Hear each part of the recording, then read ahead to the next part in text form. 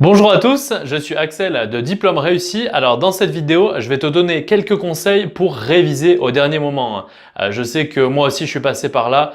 Finalement, on a du mal à s'y mettre tout au long de l'année. On se retrouve dans les derniers mois, voire les derniers jours de révision. Et là, on ne sait pas trop comment s'y prendre. On a une montagne de choses à réviser et du coup, on est un petit peu pris de panique. Donc là, je vais te donner quelques conseils pour vraiment optimiser ces derniers jours de révision. Alors si tu souhaites recevoir les 3 règles d'or pour réussir ton diplôme ainsi que des conseils supplémentaires pour réussir ton diplôme, notamment réviser rapidement, je mettrai un lien dans la description. Tu n'as qu'à cliquer, renseigner ton email et tu recevras donc tous ces conseils gratuitement par email. Et si tu souhaites aller plus loin, il y a des formations complètes, notamment une formation qui s'appelle Révision Express et qui t'aidera à optimiser au mieux tes derniers jours de révision pour maximiser tes chances de réussite à l'examen. Alors il faut savoir que généralement dans ces derniers jours de révision, tu vas toujours trouver quelque chose de mieux à faire que de réviser. Tu vas regarder la télé, regarder ton téléphone, aller voir des amis, aller boire un verre, etc.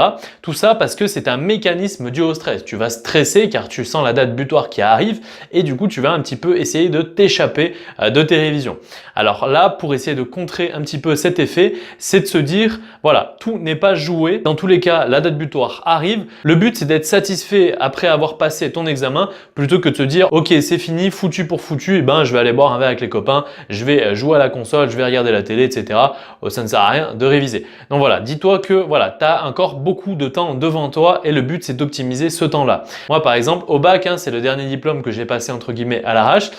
Dans le dernier mois de révision, j'avais quasiment aucune chance d'avoir mon bac. Et pourtant, dans ce dernier mois-là, j'ai tout mis en œuvre pour réviser correctement. Je me suis focalisé sur les gros coefficients. J'ai fait un mini planning de révision. J'ai essayé de réviser tout ce qu'il fallait et j'ai joué sur 2 matières et j'ai eu plus de 15 dans ces 2 matières-là, ce qui m'a permis de décrocher mon bac. Donc, tu vois, tout n'est pas perdu. Bien évidemment, le mieux, c'est de réviser un petit peu en amont, mais ne t'inquiète pas. D'autant plus qu'après, avec le BTSCG duquel j'ai été major de promo, plus le DCG que j'ai passé en candidat libre, alors qu'il y a 20% de réussite, j'ai optimisé mes méthodes de révision et maintenant je suis spécialisé dans les techniques de mémorisation, les techniques pour réviser rapidement, pour un petit peu optimiser ses chances à l'examen. Désormais, je forme des centaines d'étudiants chaque année qui s'approprient mes méthodes de révision et qui les appliquent pour optimiser leurs chances. Premier conseil, ça va être de ne surtout pas vouloir tout réviser dans son intégralité. Vous n'avez plus beaucoup de temps devant vous, donc c'est le moment de faire des choix. Donc, il faut vraiment se focaliser uniquement sur les choses qui vont être importantes et qui vont pouvoir vous rapporter des points à l'examen. Ne commencez pas à vouloir tout, à réviser chacune des matières dans leur intégralité, car là déjà vous allez vous décourager et en plus ça ne sera pas rentable puisque vous n'avez plus beaucoup de jours devant vous. Deuxième conseil, ça va être de vouloir faire des fiches dans les derniers jours de révision.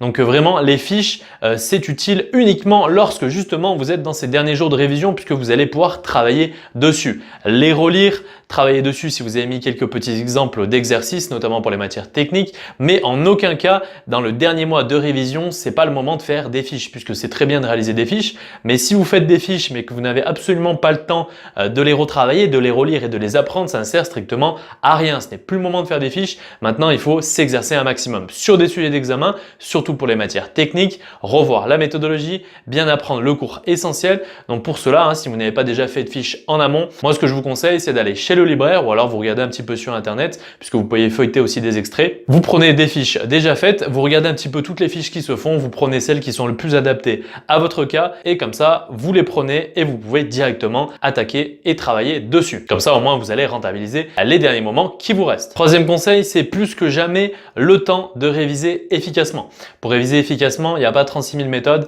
Déjà, il faut s'isoler, il faut créer un environnement de travail qui soit en adéquation avec vos révisions, c'est-à-dire que vous oubliez tout ce qui va un petit peu vous perturber, le téléphone, la télé, la radio, tous les éléments un petit peu parasites qui vont venir perturber vos révisions. Vous les enlevez, vous créez un cadre le plus minimaliste possible, c'est-à-dire une table avec rien d'autre que ce dont vous avez besoin pour réviser. L'objectif, être le plus productif possible pour bien rentabiliser ces derniers moments. Aussi, pour réviser efficacement, il faut vraiment rester concentré, rester focus. Il vaut mieux rester concentré sur un petit moment de travail, mais le faire intensivement plutôt que finalement travailler 10 heures dans la journée pour ne quasiment rien réviser. La plupart des étudiants ont l'impression de réviser énormément. Ils passent 10 heures par jour à réviser. Le problème, c'est qu'ils sont à moitié sur leur téléphone. Ils vont regarder un petit peu la télé en fond sonore. Ils vont écouter la radio, écouter de la musique. Donc, eux, ils ont l'impression de réviser pendant ces 10 heures, sauf que pendant ces 10 heures-là, ils vont être mi-détente, mi-révision. Donc, au final, ils n'auront rien retenu et en plus, du coup, ils seront saturés au niveau du cerveau puisque pendant 10 heures, ils auront écouté plein de choses, ils ont lu plein de choses choses, ils ont retenu à peine la moitié. Donc du coup, eux auront l'impression d'avoir révisé beaucoup, ils seront épuisés, mais au final, en termes de productivité, ils n'auront quasiment rien à réviser et rien retenu. Donc ce que je conseille, c'est de faire des micro-phases très intenses de travail. Vous êtes vraiment focus. Par exemple, vous pouvez faire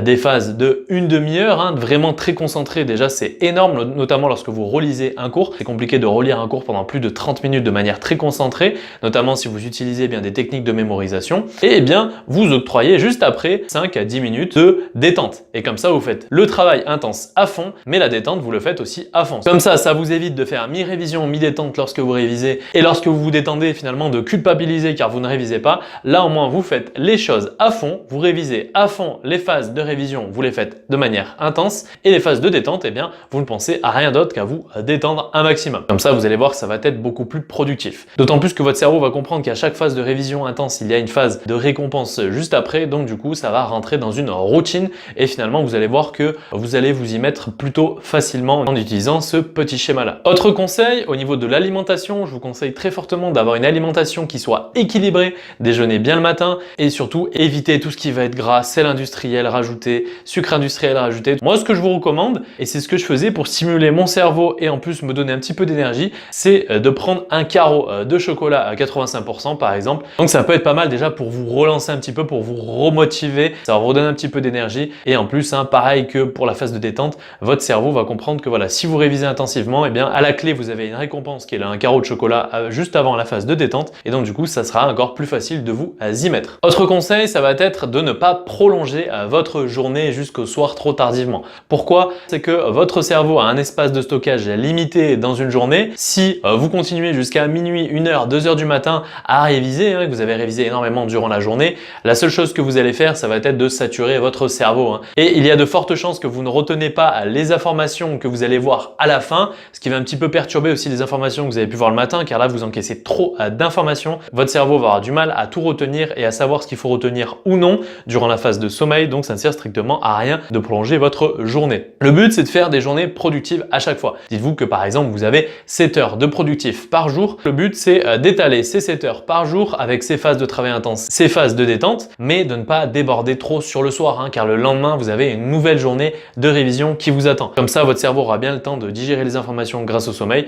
donc ça ne sert à rien d'aller prolonger jusqu'à 1h, 2h du matin pour que le lendemain, finalement, vous décaliez vos révisions du matin jusqu'à un peu plus tard et ainsi de suite sur tout le programme de la semaine. Ça ne sera que contre-productif. Le soir, hein, évitez d'ailleurs d'avoir des écrans. Hein. Une fois que vous avez fini de réviser, vous pouvez vous octroyer une légère phase de détente juste avant le sommeil, mais en tout cas, évitez tout ce qui va être écran et ce qui va vous empêcher de dormir et ce qui va un petit peu vous donner envie de rester éveillé car ça va être attractif, ça va vous divertir, ça va vous éviter de penser aux examens. Donc voilà, évitez en tout cas ça. Une petite phase de détente juste après vos dernières révisions du soir et ensuite forcez-vous à vous coucher tôt. Autre point qui est un petit peu lié au sommeil, eh bien c'est de compléter cette phase de sommeil avec une sieste. Donc la sieste, moi ce que je vous recommande, c'est juste après manger de faire une petite phase de détente de une demi-heure, 3/4 d'heure par exemple, et juste après vous pouvez faire une micro-sieste de 10 à 20 minutes. Comme ça, vous allez voir que ça va scinder votre journée en deux. Comme ça, votre cerveau aura plus de facilité à digérer tout ce que vous avez pu apprendre dans la matinée et ça va un petit peu vous redonner de l'énergie pour partir sur votre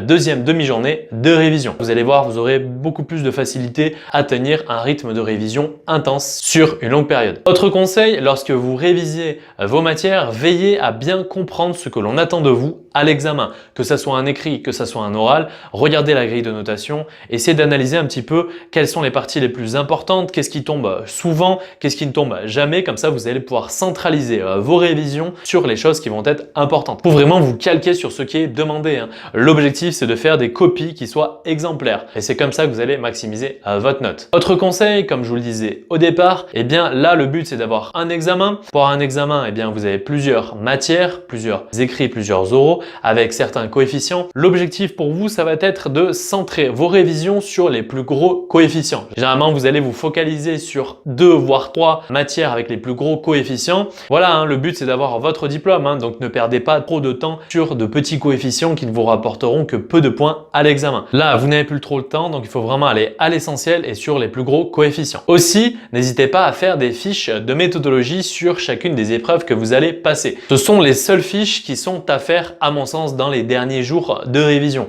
Pourquoi? Car ces fiches-là sont relativement rapides à faire et ça va vous permettre de vous remettre dans le bain à la veille de l'épreuve, voire jusqu'au matin même de l'épreuve. Relisez vos petites fiches de méthodologie. Comme ça, vous savez parfaitement ce qu'on attend de vous à l'examen. Donc, ça vous évitera de vous éparpiller en n'utilisant pas la bonne méthodologie, car la méthodologie dans les sujets d'examen, c'est primordial et c'est ce qui rapporte énormément de points. Donc, mieux vaut la suivre. Donc, n'hésitez pas à faire ces petites fiches de dernière minute sur la méthodologie pour chacune de vos épreuves, écrites comme orales, si ce n'est pas déjà fait. Comme ça, eh bien, vous garderez et appliquerez la bonne méthodologie pour maximiser votre note à l'examen. Enfin, dernier point, il faut absolument relativiser. Il ne s'agit que d'un examen, d'autant plus que maintenant, je vous ai donné plusieurs conseils à suivre. Donc là, il faut impérativement vous mettre au travail. Mettez en œuvre votre plan d'action, suivez-le et comme ça, au moins, vous n'aurez aucun regret. Voilà, il faut penser comme ça. Il faut dire, je vais décrocher mon examen, je vais tout mettre en œuvre pour le réussir et au moins, je n'aurai aucun regret, quelle qu'en soit l'issue. Même si c'est le dernier mois, les dernières semaines, les derniers jours, eh bien, mettez-les à profit pour maximiser vos chances d'avoir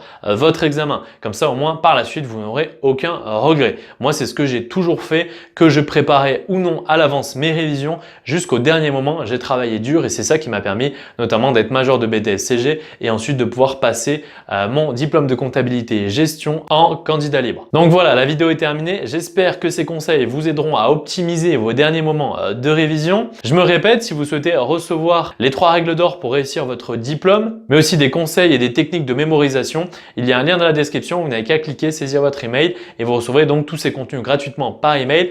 Et pour ceux qui veulent aller plus loin, il y a des formations complètes, notamment une formation qui s'appelle Révision Express et qui vous aidera encore mieux à optimiser vos derniers jours de révision. En tout cas, je vous souhaite de bonnes révisions, courage à vous et quant à nous, on se dit à la prochaine.